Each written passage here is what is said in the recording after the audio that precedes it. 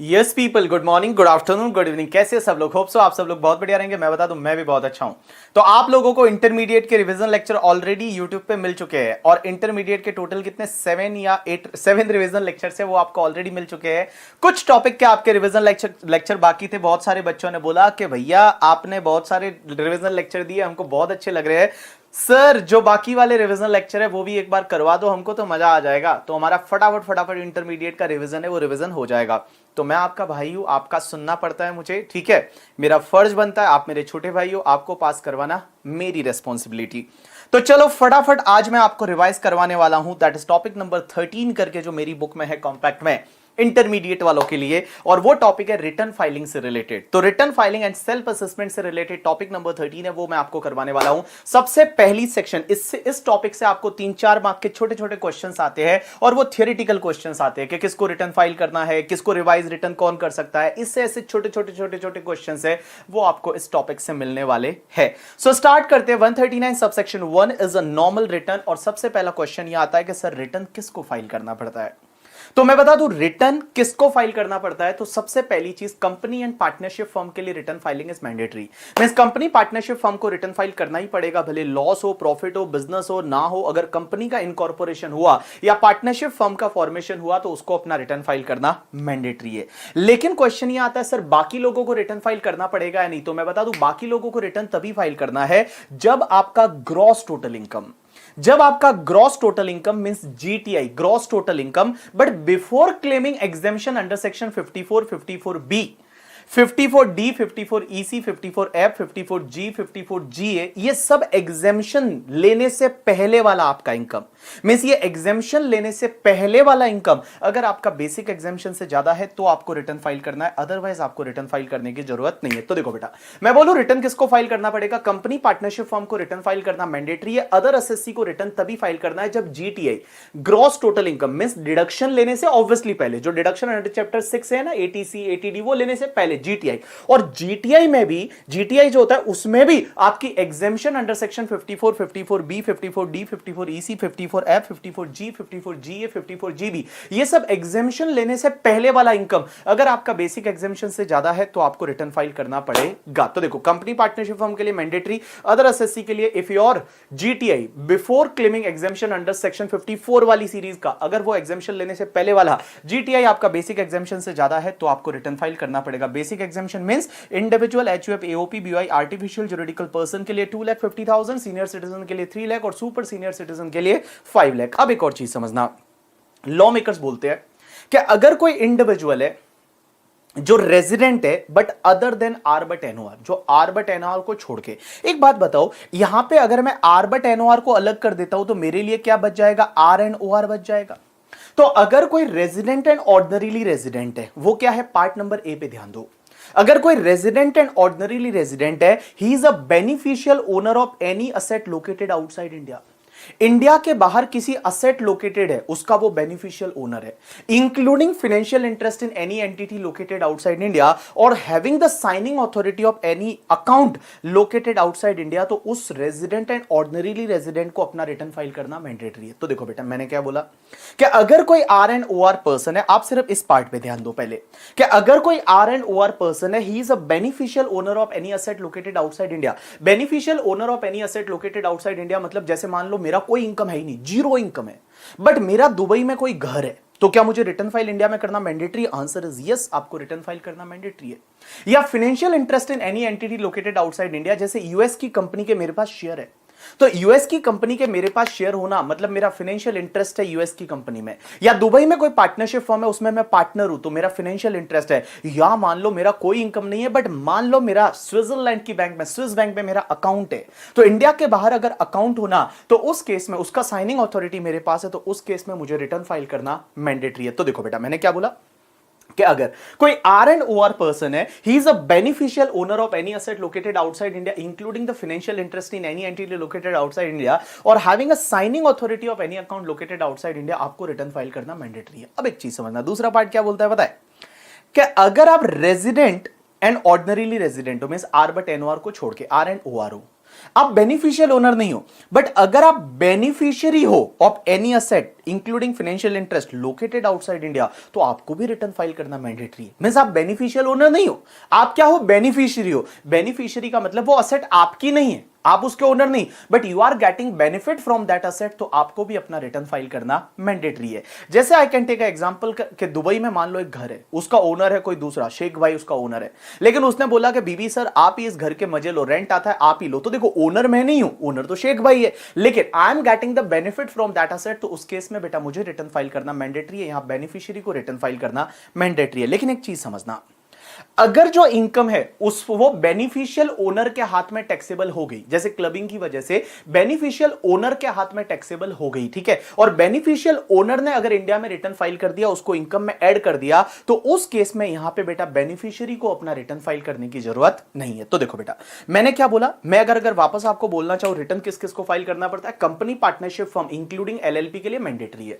Other SSC के लिए तभी फाइल करना है जब आपका gross total income before claiming exemption, gross total income before claiming exemption under section 54 वाली सीरीज लेने से पहले वाला बेसिक एग्जेम्पशन से ज्यादा है, तो आपको रिटर्न फाइल करना पड़ेगा। उसके बाद अगर आप R and O R O, if you are a beneficial owner of any asset located outside India including financial interest in any entity located outside India और signing authority of any account located outside India, आपको return file करना पड़ेगा।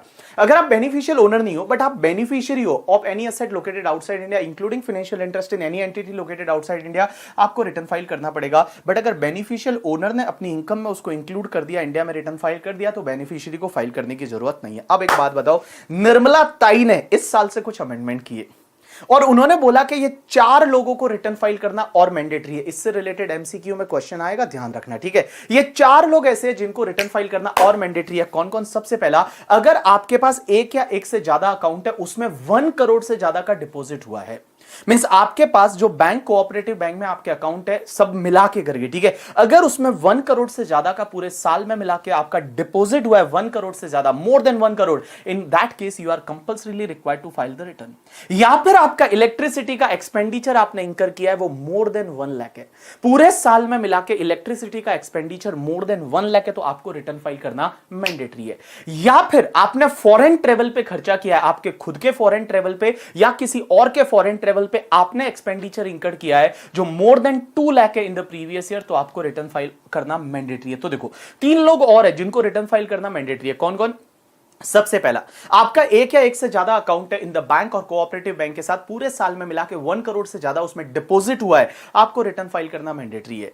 दूसरा, अगर electricity expenses आपने 1 लाख से ज्यादा का इंकर किया है, इलेक्ट्रिसिटी बिल आपका 1 लाख से ज्यादा है पूरे साल में, आपको रिटर्न फाइल करना मैंडेटरी है। तीसरा, अगर आपने फॉरेन ट्रेवल पे 2 लाख से ज्यादा का एक्सपेंडिचर इंकर किया है, आपको रिटर्न फाइल करना मैंडेटरी है। अब एक और चीज समझना, और चौथा point, fulfil other condition as may be prescribe, और भी निर्मला ताई है वो कुछ कंडीशंस डाल सकती है कि भाई इनको रिटर्न फाइल करना मैंडेटरी है, तो उनको भी करना पड़ेगा। ऐसा हो सकता है, ऐसा बोल दे करके कल उठ के कि किसी ने अगर कोचिंग क्लास लिया तो उसको भी रिटर्न फाइल करना मैंडेटरी है, तो जो भी डालेंगे फ्यूचर में, अभी कुछ डाला हुआ नहीं है। अपन ने देखा इन लोगों को रिटर्न फाइल करना मैंडेटरी। अब एक चीज समझना, सर रिटर्न फाइल करने की ड्यू डेट क्या होती है? तो रिटर्न फाइल करने की ड्यू डेट क्या होती है, कब तक आपको रिटर्न फाइल करना पड़ता है? असेसमेंट ईयर में करते हैं, क्योंकि प्रीवियस ईयर में इनकम कमाते हैं, असेसमेंट ईयर में हम अपना इनकम टैक्स रिटर्न फाइल करते हैं। तो रिटर्न फाइल करने की ड्यू डेट क्या है, उसके लिए मैं हमेशा आपको ऐसे बताता हूं, जो सीडब्ल्यू वाले 3 लोग हैं, मेरी तरफ ध्यान दो।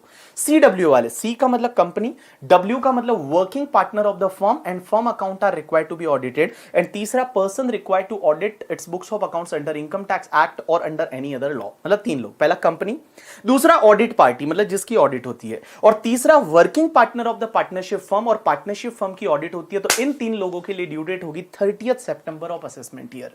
इन 3 लोगों के लिए ड्यू डेट होगी 30th सितंबर ऑफ असेसमेंट ईयर। जिन लोगों पे ट्रांसफर प्राइसिंग लगता है, अब आप बोलोगे ट्रांसफर प्राइसिंग क्या होता है, सीए फाइनल में समझेगा। जिन लोगों के लिए ट्रांसफर प्राइसिंग लगता है उनके लिए 30th November of assessment year, और जो बाकी गरीब लोग बचे हमारे तुम्हारे जैसे करके, उनके लिए 31 जुलाई ऑफ द असेसमेंट ईयर। तो देखो सीडब्ल्यू वालों के लिए 30th सितंबर, C for company, W for working partner of the firm and firm account are required to be audited, A मतलब ऑडिट पार्टी, इनके लिए 30th सितंबर, जिनकी ट्रांसफर प्राइसिंग लगता है उनके लिए 30th नवंबर, एंड बेटा बाकी सब लोगों के लिए 31 जुलाई of the assessment year return filing का ड्यू डेट रहेगा। अब एक चीज समझना, नेक्स्ट सेक्शन इज 139(1) है बल्क रिटर्न। बल्क रिटर्न में क्या होता है, एम्प्लॉय के पास ये ऑप्शन होता है कि एम्प्लॉय अपना रिटर्न जो है ना वो इनकम टैक्स डिपार्टमेंट को फाइल ना करके एम्प्लॉय के पास ये ऑप्शन रहता है कि एम्प्लॉय अपना जो इनकम टैक्स रिटर्न है वो इनकम टैक्स रिटर्न डिपार्टमेंट को फाइल ना करके अपने एम्प्लॉयर को फाइल कर सकता है। और एम्प्लॉयर क्या करेगा पता है, सब रिटर्न एक साथ में, एम्प्लॉयर क्या करेगा, जितने भी रिटर्न है वो रिटर्न एक साथ में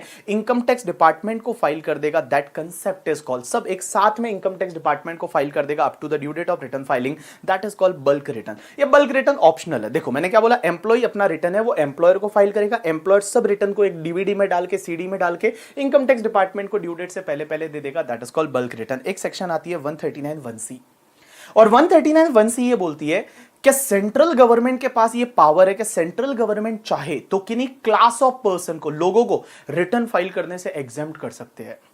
नोटिफिकेशन निकाल के बोल सकते हैं कि इनको रिटर्न फाइल करने की जरूरत नहीं, ठीक है, या इस स्टेट के पर्टिकुलर लोगों को रिटर्न फाइल करने की, ऐसा हो सकता है करिए, ठीक है। सेंट्रल गवर्नमेंट के पास ये पावर है कि सेंट्रल गवर्नमेंट अपनी चाहे, मोदी सरकार चाहे तो लोगों को रिटर्न फाइल करने से एग्जेम्प्ट कर सकती है, ठीक है। अब एक बात समझना, सबसे important section 139(3). 139(3) is related to the loss return. Sir question ये आता है कि हमको लॉस हो गया तो भी क्या हमको रिटर्न फाइल करना पड़ेगा? प्रॉफिट होता है तो रिटर्न फाइल करना पड़ेगा क्योंकि टैक्स भरना पड़ता है, बट लॉस होता है तो भी रिटर्न फाइल करना पड़ेगा? आंसर इज यस, क्योंकि एक सेक्शन टांग अड़ाती है सेक्शन 80 करके।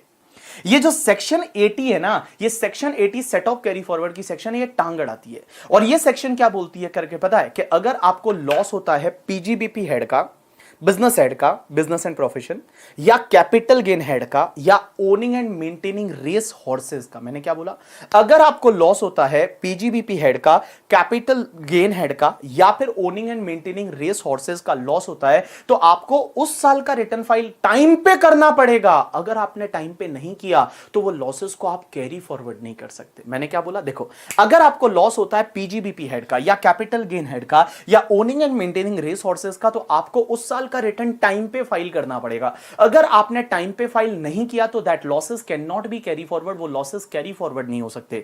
क्वेश्चन ये आता है कि लॉसेस को क्या हम सेट ऑफ कर सकते हैं उस साल में? Answer is yes, set of is allowed, but आप लॉसेस को आगे वाले सालों में कैरी फॉरवर्ड है वो कैरी फॉरवर्ड नहीं कर सकती। लेकिन एक बात बताओ, यहां पे तो तीन ही लॉस बोले हैं, मिस ब्रॉट, एक तो बिजनेस लॉस, एक कैपिटल गेन का लॉस, और एक ओनिंग एंड मेंटेनिंग रिसोर्सेज। तो सर अगर हाउस प्रॉपर्टी का लॉस है या अनएब्सॉर्ब डेप्रिसिएशन है तो वो आप कैरी फॉरवर्ड कर सकते हो, भले आपने रिटर्न लेट फाइल किया। मैंने क्या बोला, हाउस प्रॉपर्टी का लॉस है या अनएब्सॉर्ब डेप्रिसिएशन है, हाउस प्रॉपर्टी का लॉस और अनएब्सॉर्ब डेप्रिसिएशन आप कैरी फॉरवर्ड कर सकते हो भले आपने लेट रिटर्न फाइल किया। तो देखो बेटा मैंने क्या बोला, all people please pay attention.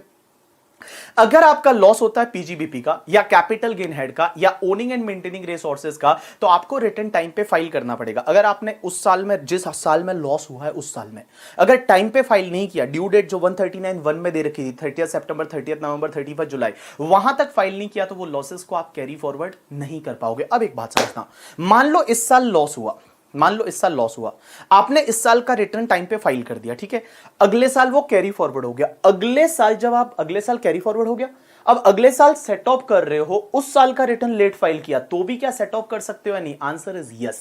एक बात बताऊं आपको, ये जो रिटर्न टाइम पे फाइल करना है ना, ये सिर्फ उसी साल के लिए कंडीशन है जिस साल में लॉस होता है। मतलब जिस साल में लॉस इंकर्ड होता है, जिस साल में लॉस सस्टेन होता है, जिस साल में आपका लॉस खाते हो, उस साल का रिटर्न आपको टाइम पे फाइल करना है। अगर उस साल का रिटर्न टाइम फाइल पे किया तो भैया जिस ईयर में इसको सेट ऑफ लोगे उस ईयर का रिटर्न टाइम पे फाइल नहीं किया तो भी आप सेट ऑफ कर सकते हो, कोई दिक्कत नहीं है। अब एक और चीज समझता, सर अगर मान लो लॉस हो गया था, रिटर्न टाइम पे फाइल करना भूल गए, बट कुछ जेन्युइन रीजन था। जेन्युइन रीजन का मतलब होता है कि अगर मान लो किसी के घर में कोई डेथ हो गई थी, या उस दिन मान लो बारिश आ गई, तूफान आ गया, कोरोना हो गया, कुछ भी हो गया करके, that is a genuine reason, तो भी क्या हम लॉस को कैरी फॉरवर्ड कर सकते हैं? लॉ तो बोलता नहीं कर सकते अगर लेट फाइल किया तो, लेकिन इसमें आपको एक रिलीफ दे सकते हैं। मींस आपने जो डिले किया वो डिले को कंडोन कर सकते हैं, और ये डिले को कंडोन कौन कर सकता है? उसके लिए अगर आपका लॉस है वो अप टू 10 लाख है तो आप सीआईटी को एप्लीकेशन करो, that is commissioner of income tax को, कि सर गलती से हमने लेट फाइल कर दिया, सर हमारा लॉस था, प्लीज हमको अलाउ कर दो ना, तो वो चाहे तो कर सकते हैं। अगर मान लो लॉस है वो 10 लाख से ज्यादा था बट 50 लाख तक था, तो उस केस में सीसीआईटी या फिर आप पीसीसीआईटी को एप्लीकेशन कर सकते हो। पी का मतलब प्रिंसिपल करके, ठीक है। तो देखो सीसीआईटी में chief commissioner of income tax और पीसीआईटी में principal chief commissioner of income tax. अगर मान लो लॉस 50 लाख से ज्यादा का है तो आपको सीबीडीटी को एप्लीकेशन करना पड़ेगा। अब एक बात बताओ सर, एक चीज बताओ सर, आपने बोला रिटर्न फाइल करने का टाइम लिमिट क्या है? 139(1) के हिसाब से 30 सितंबर, 31 जुलाई एंड 30 नवंबर ट्रांसफर प्राइसिंग वालों के लिए, ठीक है। सर अगर मान लो ये डेट चली गई तो क्या हम लेट रिटर्न भी फाइल कर सकते हैं या नहीं? आंसर इज यस, आप लेट रिटर्न फाइल कर सकते हो। लेकिन लेट रिटर्न सर कब तक फाइल कर सकते हैं, उसका कोई टाइम लिमिट है? आंसर इज यस, 139(4) में दे रखा है, जिसको बोलते हैं हम बिलेटेड रिटर्न। भाई हैप्पी बर्थडे टाइम पे नहीं बोला तो क्या बिलेटेड बोल सकते हैं? आंसर इज यस, आप बिलेटेड रिटर्न फाइल कर सकते हो। बट बिलेटेड रिटर्न फाइल करने का टाइम लिमिट क्या है पता है? Up to the end of the relevant assessment year. Means जो असेसमेंट ईयर है ना, वो असेसमेंट ईयर के एंड तक, up to the end of the relevant assessment year, assessment year के एंड तक आप क्या कर सकते हो? रिटर्न फाइल कर सकते हो। और बिफोर कंप्लीशन ऑफ असेसमेंट, ये बिफोर कंप्लीशन ऑफ असेसमेंट क्या होता है कि कभी कभी आप रिटर्न फाइल नहीं करते हो ना, तो डिपार्टमेंट गुस्सा होकर आपका असेसमेंट ऑर्डर पास कर देता है, मतलब असेसमेंट कर देता है। और वो असेसमेंट होता है 144 का असेसमेंट, जिसको बेस्ट जजमेंट असेसमेंट बोलते हैं। ये सीए फाइनल में आप समझोगे, इंटर में नहीं समझेगा, तो इसको आप रट्टा मारो ये असेसमेंट। तो मैंने क्या बोला देखो, क्या अगर आप टाइम पे फाइल नहीं करते हो तो क्या आप बिलेटेड रिटर्न फाइल कर सकते हो? आंसर इज यस, कर सकते हो। कब तक कर सकते हो? Up to the end of the relevant assessment year. Means जो असेसमेंट ईयर आपका है उसके एंड, अपना प्रीवियस ईयर 1920, असेसमेंट ईयर 2021, तो असेसमेंट ईयर 2021 कंप्लीट कब होगा? 31 मार्च 2021 तक। तो टिल 31 मार्च 2021 तक आप रिटर्न है वो फाइल कर सकते हो, कोई दिक्कत नहीं है। अब एक और चीज समझना कि सर अगर आप बोल रहे हो लेट रिटर्न फाइल करने का तो सब लेट ही फाइल करेंगे, तो लेट फाइल करते हैं तो क्या क्या दिक्कत होती है? एक बात बताओ, एक तो लेट फाइल करते हो ना, तो आपके साथ क्या क्या हो सकता है? तो पहली चीज तो मैं बताऊं, लेट फाइल करोगे और लॉसेस का केस है तो लॉस कैरी फॉरवर्ड नहीं करोगे, अभी 139(3) में पड़ा। दूसरी चीज, अगर आप लेट फाइल करते हो तो आपको एक फीस लगती है, और वो फीस लगती है 234(f) की। एक सेक्शन होती है 234(f) की, वो फीस लगती है। अगर आपने लेट फाइल किया, असेसमेंट ईयर में फाइल कर रहे हो बट 31 जुलाई तक फाइल नहीं करते हो, 30 सितंबर तक फाइल नहीं, लेट फाइल करते हो, तो उसमें क्या होता है? अगर आपने 31 दिसंबर तक फाइल कर दिया, अगर आपने 31 दिसंबर तक फाइल कर दिया अपने लिए, जैसे 31 दिसंबर 2020, बिकॉज 2021 इज असेसमेंट ईयर, 31 दिसंबर तक फाइल कर दिया तो आपको बेटा 5,000 रुपए का फीस लगेगा। और 31 दिसंबर के बाद फाइल किया, ठीक है, 31 मार्च तक, तो आपको 10,000 रुपए का फीस लगेगा। और अगर मान लो आपका असेस्ड इनकम 5 लाख से ज्यादा नहीं है, मींस आपका जो इनकम है वो टोटल इनकम बेसिकली 5 लाख से ज्यादा नहीं है, तो आपको ये 1,000 रुपए से ज्यादा फीस नहीं लग सकता। तो देखो मैंने बोला लेट फाइल करोगे तो क्या क्या होगा? एक तो लेट फाइल करोगे तो भैया लॉस का केस है तो लॉस कैरी फॉरवर्ड नहीं कर पाओगे। दूसरा, आपको एक 234(f) का फीस लगता है, और वो फीस क्या बोलता है कि 31 दिसंबर तक फाइल कर दिया तो आपको फीस लगेगा 5,000, 31 दिसंबर के बाद में फाइल किया तो 10,000 फीस लगेगा, और अगर आपका एनटीआई है वो 5 लाख से ज्यादा नहीं है तो आपको 1,000 रुपए मैक्सिमम फीस लगेगा। अब एक और चीज समझना, और क्या हो सकता है? आप लेट रिटर्न फाइल करते हो तो आपको पता है 234(a) का एक इंटरेस्ट लगना चालू हो जाता है। 234(a) का जो एडवांस टैक्स में अपन पढ़ते हैं, 234(a) का इंटरेस्ट लगना चालू हो जाता है। चलो अब एक और बात समझना, सर अगर हमने रिटर्न फाइल कर दिया और उसमें कुछ गलती नहीं मिल गई, उसमें कुछ ओमिशन मिल गया, गलती मिल गई, तो क्या उसको रिवाइज कर सकते हो या नहीं? Answer is yes. अगर आपने पहले रिटर्न फाइल किया था 139(1) में या 139(3) में, दैट इज लॉस रिटर्न, या 139(4) में बिलेटेड रिटर्न, अगर उस रिटर्न में आपको कोई गलती मिल जाती है तो उस गलती को आप रिवाइज कर सकते हो, उस रिटर्न को रिवाइज कर सकते हो, कोई दिक्कत नहीं। सर रिवाइज रिटर्न कब तक कर सकते हैं? वही वाला टाइम लिमिट जो बिलेटेड रिटर्न का था, up to the end of the relevant assessment year, means जो असेसमेंट ईयर आपका है उसके एंड तक, और before completion of assessment whichever is earlier. अब एक और चीज समझना, सर क्वेश्चन यह आता है कि हमने पहले लेट रिटर्न फाइल किया था, क्या उसको भी रिवाइज कर सकते हैं? Answer is yes, belated return था तो भी आप रिवाइज कर सकते हो। मींस 139(1) में फाइल किया था, 139(3) में फाइल किया था, 139(4) में फाइल किया था, कोई भी रिटर्न है, मींस नॉर्मल रिटर्न है, लॉस रिटर्न है या बिलेटेड रिटर्न है, आप रिवाइज कर सकते हो। सर रिवाइज कितनी बार कर सकते हैं? आपकी मर्जी हो जितनी बार, सुबह चाय पीते टाइम, आफ्टरनून में लंच करते टाइम, इवनिंग में सोते टाइम, नींद नहीं आ रही है तब, ठीक है, वो रिप्लाई नहीं कर रही है तब, जब मर्जी है आप रिवाइज कर सकते हो। आपके पास टाइम लिमिट होना चाहिए, एन नंबर ऑफ टाइम है, वो आप रिवाइज कर सकते हो, कोई दिक्कत नहीं है। Next section 139(9), that is defective return. ये डिफेक्टिव रिटर्न क्या होता है कि अगर आपने रिटर्न फाइल किया और उस रिटर्न में है ना कुछ गलती हो गई, जैसे आपको जो एनेक्चर फिल करना था वो एनेक्चर आपने फिल नहीं किया, या कुछ रिटर्न फाइलिंग के फॉर्म रहते हैं जिसको अपन आईटीआर बोलते हैं कि इनकम टैक्स रिटर्न आईटीआर 1, 2, 3, 4, आपने गलत आईटीआर फाइल कर दिया, या टैक्स ऑडिट रिपोर्ट सीए की लगानी थी वो आपने लगाई नहीं, या आपने टैक्स भरा था उसका प्रूफ नहीं लगाया करके, ठीक है, और डिपार्टमेंट को पता चल गया इनकम टैक्स वालों को कि आपका रिटर्न में डिफेक्ट है, तो वो आपको डिफेक्ट आपको बताएंगे कि आप में ये डिफेक्ट है, आप इस डिफेक्ट को सुधार दो। अब आपको टाइम देंगे कि आप इस डिफेक्ट को सुधार दो, नॉर्मली टाइम है वो 15 डेज का देते हैं कि 15 दिन में इस डिफेक्ट को सुधार दो। अगर आपने 15 दिन में डिफेक्ट को सुधार दिया तो अच्छी बात है, अगर आपने नहीं सुधारा तो आपके रिटर्न को इनवैलिड मान लेंगे। बोलेंगे इनवैलिड का मतलब है जैसे रिटर्न फाइल किया ही नहीं था आपने, वैसा इनवैलिड ये लोग मान लेंगे। Next section is 140, that is verification of return. अब एक चीज समझना, ये वेरिफिकेशन ऑफ रिटर्न पहले क्या हुआ करता था पता है? Signing off return. पहले जो है इस सेक्शन में यहां लिखा होता था साइनिंग ऑफ रिटर्न। अब आप बोलोगे ये वेरिफिकेशन ऑफ रिटर्न का मतलब क्या होता है? भाई एक बार आपने रिटर्न जब फाइल करोगे ना तो उसको वेरीफाई करना पड़ता है, मींस ऑथेंटिकेट करना पड़ता है या साइन करके भेजना पड़ता है कि हमने फाइल किया है। तो क्वेश्चन ये आता है कि पहले तो साइन होता है, अब क्या होता है? आधार कार्ड से सीधा वेरीफाई होता है, ठीक है? साइन करके भेजने की जरूरत नहीं, सीधा आधार नंबर डालो तो अपने आप वेरीफाई हो जाता है। तो क्वेश्चन ये आता है किसका रिटर्न कौन वेरीफाई करेगा? तो मैं बोलूं अगर कोई इंडिविजुअल है तो इंडिविजुअल का रिटर्न वो खुद ही वेरीफाई करेगा। बट अगर इंडिविजुअल मान लो इंडिया में नहीं है, इंडिविजुअल है, वो इंडिविजुअल इंडिया में नहीं है, या इंडिविजुअल मेंटली प्रॉब्लम है, किसी को मेंटली प्रॉब्लम है, पत्थर फेंकता है लोगों पे, तो उसका रिटर्न कौन वेरीफाई करेगा? जो पर्सन उसके बिहाफ पे रिटर्न फाइल वेरीफाई करने के लिए कॉम्पिटेंट है, मींस उसके जो लीगल हेयर वगैरह रहेंगे वो रिटर्न को वेरीफाई करेंगे। सर एचयूएफ का रिटर्न कौन वेरीफाई करेगा? कर्ता करेगा। बट अगर कर्ता पत्थर फेंकता है करके, ठीक है, करता है, उसका मेंटली स्थिति सही नहीं है, तो उस केस में जो कोई भी मेंबर कर सकता है, लेकिन वो माइनर नहीं होना चाहिए। उसके बाद मैं बोलूं अगर पार्टनरशिप फर्म का रिटर्न कौन वेरीफाई करेगा? Managing partner. बट अगर मैनेजिंग पार्टनर नहीं है तो कोई भी दूसरा पार्टनर भी कर सकता है। एलएलपी का रिटर्न है वो डेजिग्नेटेड पार्टनर करेगा, बट अगर डेजिग्नेटेड पार्टनर नहीं है तो कोई भी दूसरा पार्टनर कर सकता है। पार्टनरशिप फर्म के बाद कंपनी की बात करता हूं, कंपनी का रिटर्न मैनेजिंग डायरेक्टर करेगा, बट मैनेजिंग डायरेक्टर अगर नहीं है तो कोई भी दूसरा डायरेक्टर कर सकता है। अगर कंपनी लिक्विडेशन में है तो लिक्विडेटर है वो रिटर्न को वेरीफाई करेगा। अगर कोई कंपनी है जिसमें वो इंसॉल्वेंसी एंड बैंक करप्सी कोड लग गया 2016 वाला, मींस वो इंसॉल्वेंसी में चली गई है, तो जो इंसॉल्वेंसी प्रोफेशनल रहता है ना वो रिटर्न को साइन या वेरीफाई करेगा करके, ठीक है। अगर मान लो पॉलिटिकल पार्टी का रिटर्न कौन वेरीफाई करेगा? CEO of the political party.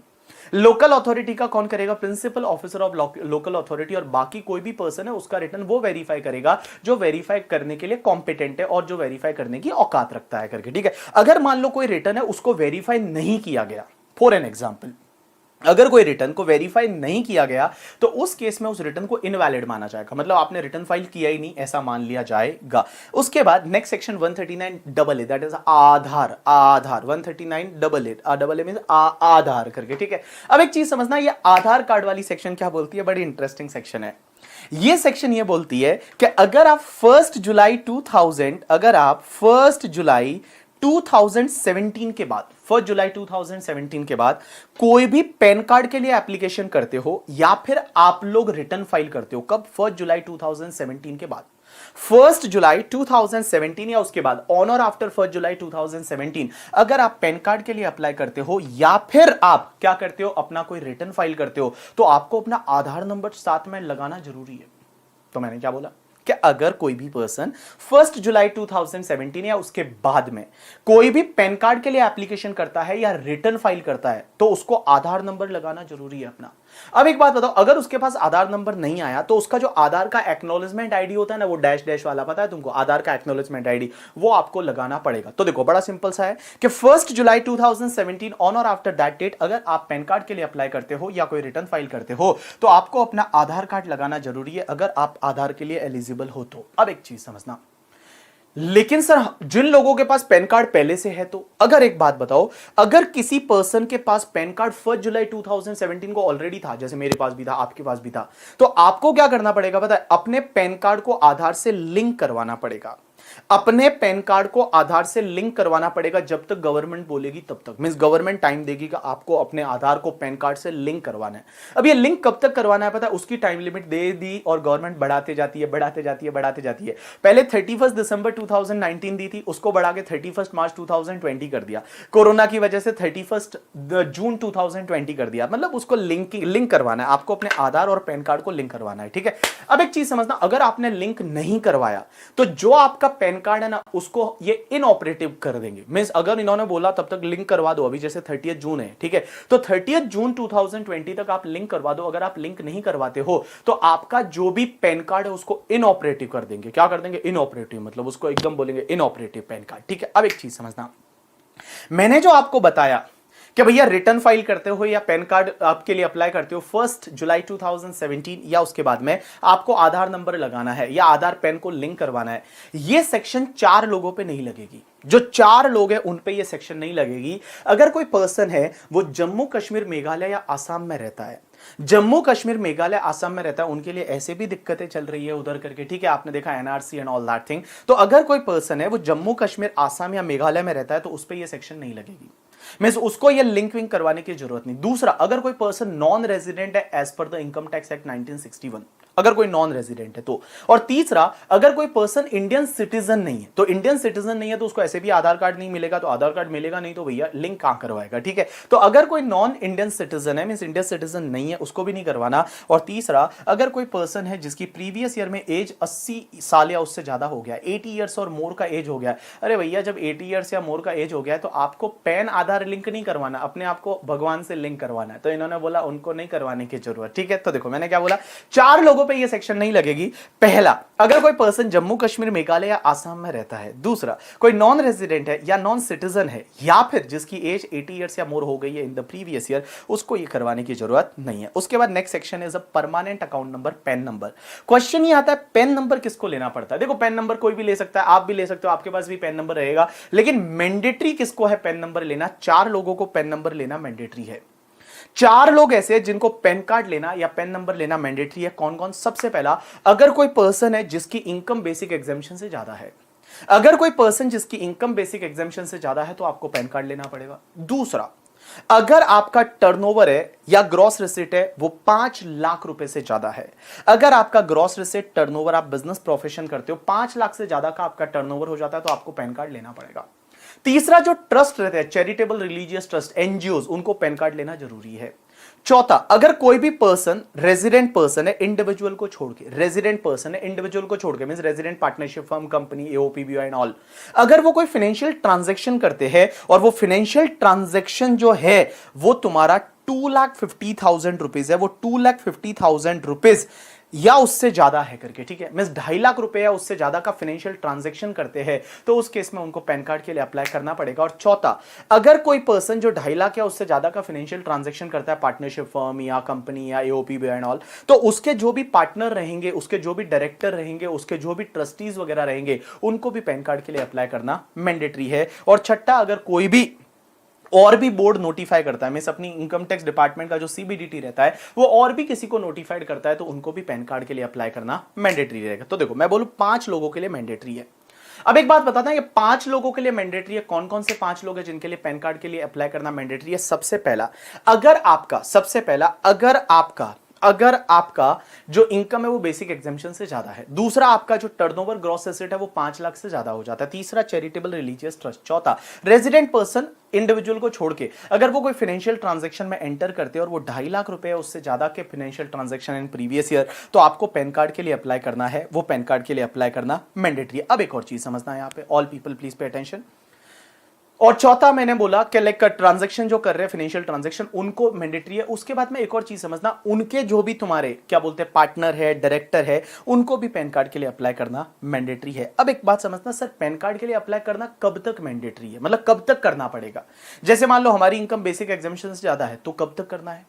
हमारी जो इनकम है वो अगर बेसिक एग्जेम्पशन से ज्यादा होगी प्रीवियस ईयर में तो हमको पैन कार्ड के लिए अप्लाई कब तक करना है? तो एक चीज समझना, तो कब तक आपको करना पड़ेगा? तो देखो, अगर किसी भी पर्सन की इनकम बेसिक एग्जेम्पशन से ज्यादा हो जाती है प्रीवियस ईयर में तो बेटा आपको 31 मई ऑफ असेसमेंट ईयर, मींस 31 मई ऑफ असेसमेंट ईयर तक आपको पैन कार्ड के लिए अप्लाई करना पड़ेगा।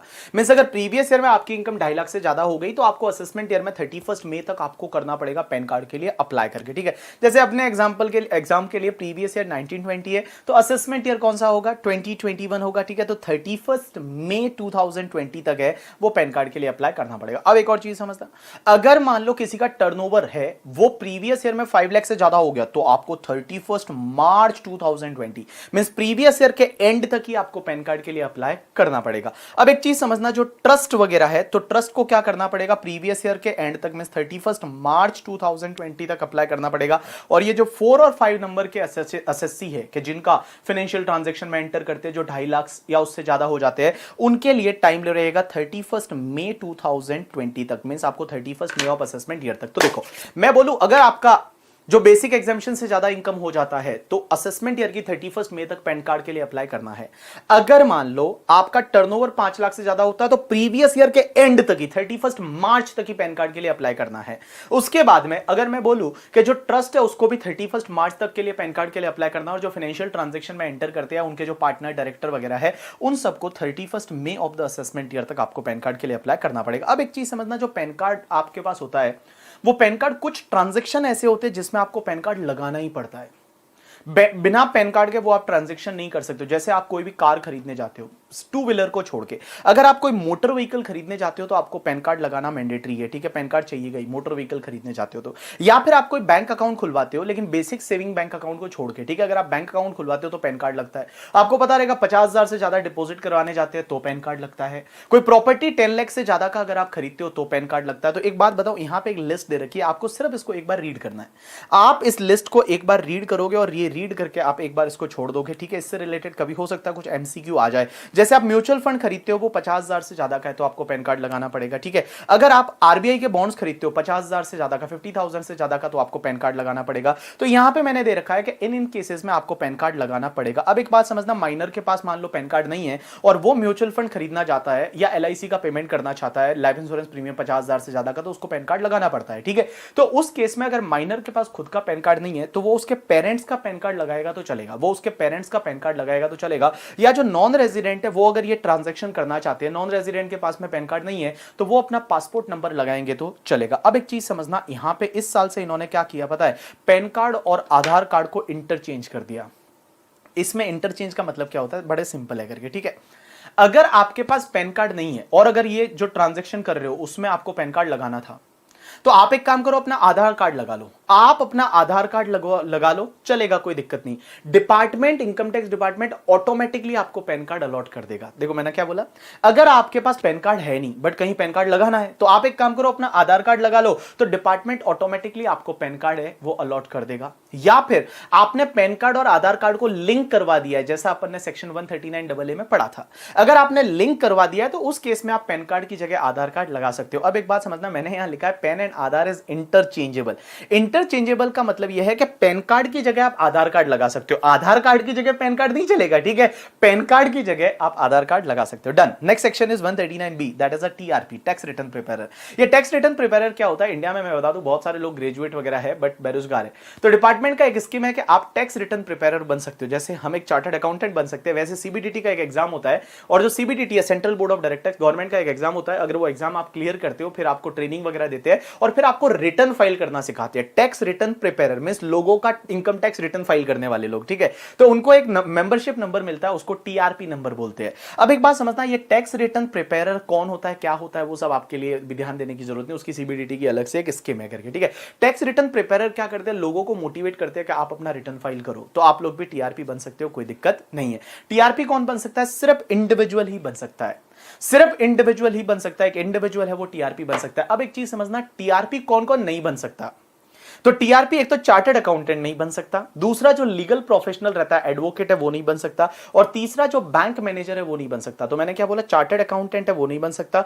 लीगल प्रैक्टिशनर है वो नहीं बन सकता, या फिर बैंक मैनेजर नहीं बन सकता, या फिर जो एम्प्लॉय है स्पेसिफाइड क्लास ऑफ पर्सन का, मींस एम्प्लॉय मींस ऑलरेडी वो जॉब में है, कहीं एम्प्लॉय है स्पेसिफाइड क्लास ऑफ पर्सन का, तो वो टीआरपी नहीं बन सकता है। बाकी कोई भी टीआरपी बन सकता है। अब एक बात बताओ, टीआरपी के थ्रू कौन रिटर्न फाइल करवा सकता है, कोई भी करवा सकता है। अगर आपके पेरेंट्स का रिटर्न है तो आप टीआरपी के थ्रू भी फाइल करवा सकते हो। लेकिन मैं बताऊं, दो रिटर्न टीआरपी के थ्रू फाइल नहीं होंगे। पहला तो कोई कंपनी का रिटर्न टीआरपी के थ्रू फाइल नहीं होगा, और दूसरा जो है अगर किसी की ऑडिट होती है, मींस ये दो रिटर्न है वो चार्टर्ड अकाउंटेंट नॉर्मली फाइल करता है। एक तो जिसकी ऑडिट होती है वो, और दूसरा भैया जिसकी ऑडिट होती है वो, और दूसरा तुम्हारी कंपनी। ये दो रिटर्न टीआरपी फाइल नहीं कर सकता, बाकी कोई भी रिटर्न है वो टीआरपी फाइल कर सकता है। Next section 139C is a annexureless ROI. Annexureless ROI का मतलब क्या होता है कि अगर डिपार्टमेंट चाहे तो आपसे रिटर्न पेपरलेस फॉर्म में मंगवा सकता है, मींस एनेक्चर वगैरह फिल नहीं करवाएगा। आजकल वैसा ही होता है। एक बात बताओ, आज आप रिटर्न फाइल करते हो तो कुछ आप डॉक्यूमेंट अटैच करते हो क्या, नहीं, आंसर इज नो। अपन सिंपल सा एक रिटर्न है वो फाइल कर देते हैं, बट जब भी इनकम टैक्स ऑफिसर अगर हमसे मंगवाता है तो हमको ले जाके देना पड़ेगा, जैसे एलआईसी का स्लिप है करके, ठीक है, जो हमने इन्वेस्टमेंट किया किया था उसका डिटेल है, एटीसी का डिडक्शन कैसे ले रहे हो तो एलआईसी का स्लिप लगाओ। अब लगाना नहीं पड़ता, एनेक्चर आपको अटैच करने की जरूरत नहीं, बट जब भी आपसे अगर मंगवाया जाता है असेसमेंट करते टाइम तो आपको ले जाके देना पड़ेगा। Last section is self assessment tax. अब ये सेल्फ असेसमेंट टैक्स क्या होता है? लॉ मेकर्स बोलते हैं कि जब भी आप रिटर्न फाइल करते हो तो रिटर्न फाइल करते टाइम जो भी तुम्हारा टैक्स आता है, जो भी तुम्हारा टैक्स आता है along with interest, means tax के साथ में आपका जो इंटरेस्ट है वो इंटरेस्ट भी, मींस जो भी आपका टैक्स आता है, इंटरेस्ट आता है एंड फीस जो आती है, ये सबको आपको एक साथ में पे करना पड़ेगा। लेकिन आपका जो भी पहले टीडीएस कट चुका है, एडवांस टैक्स कट चुका है, कोई रिबेट रिलीफ अगर आपको मिलती है, वो सब लेस करने के बाद जो फाइनल टैक्स अमाउंट आता है अलोंग विद द इंटरेस्ट या फीस है वो आपको पे करना पड़ेगा डिपार्टमेंट को। तब आप रिटर्न फाइल करने से पहले ये पे करो और फिर आप रिटर्न फाइल करो। अब एक चीज समझना, अगर आपने शॉर्ट पेमेंट कर दिया, अगर आपने शॉर्ट पेमेंट कर दिया तो पहले यह माना जाएगा फीस के टूवर्ड्स एडजस्ट होगा, दूसरा इंटरेस्ट के टूवर्ड्स एडजस्ट होगा और तीसरा टैक्सेस के टूवर्ड्स एडजस्ट होगा। जैसे मैं एक बात बताऊं, किसी एसएससी का हुआ क्या कि टैक्स आ रहा था मान लो 50,000 का टैक्स आ रहा था, इंटरेस्ट आ रहा था मान लो 2,000 एंड फीस आ रही थी 5,000, तो टोटल उसको 57,000 का पेमेंट करना था, बट उसने क्या किया, 57,000 का पेमेंट नहीं किया, उसने उसमें से सिर्फ 30,000 का पेमेंट कर दिया। तो क्या माना जाएगा, ये 30,000 किसके टूवर्ड्स पे किया है? तो सबसे पहली प्रायोरिटी होगी कि इस 30,000 में से आपने फीस पे किया है 5,000, तो आपको यह माना जाएगा इंटरेस्ट पे किया है 2,000, मींस आपका 7,000 तो ये हो गया, एंड 23,000 का आपको टैक्स है पे किया, मींस टैक्स लास्ट में एडजस्ट करते हैं जिससे कि और उस पे इंटरेस्ट फिर थोप सके आप पे और इंटरेस्ट लगा सके। यू गॉट माय पॉइंट और not? Yes. So this is the completion of your topic return filing वाला। बड़ा सिंपल सा टॉपिक था, मैंने आराम से रिवाइज करवाया। सिर्फ आपके लिए एक चीज है कि वो कहां पैन कार्ड लगाना पड़ता है, वो वाले ट्रांजेक्शन एक बार दो बार आप रीड कर लो, that's it. Thanks a lot people. पढ़ाई करते रहो, जब भी आपका एग्जाम होगा, जुलाई में होगा या नवंबर में होगा, उससे अपने को फर्क नहीं पड़ता। This lecture is applicable for both exam और आपको पास होना है, आपके खुद के लिए पास होना है, आपके पेरेंट्स के लिए पास होना है, आपको मेरे लिए पास होना है। मेरे को भाई समझते हो बड़ा अपना, ठीक है? तो अगर अपना बड़ा भाई समझते हो मेरे को, तो मेरे लिए पास होना है। ये मुझे फटाफट पास होके बताओ, फिर अपन सीए फाइनल में मिलेंगे। सीए फाइनल में इससे भी एडवांस लेवल का डायरेक्ट टैक्स है, वो आपको पढ़ने को मिलेगा, आपको मजा आएगा। और मैं बता दूं, आपकी फाइनल की जर्नी तभी चालू होगी जब आप इंटरमीडिएट कंप्लीट करोगे। इस बार काफी टाइम है अपने पास में, बहुत सारी चीजें चल रही है, बट भैया focus to your examination and पढ़ाई करो, पढ़ाई पे फोकस करो और फटाफट है वो सीए बन जाओ। थैंक्स अ लॉट पीपल, आज के लिए इतना बहुत है।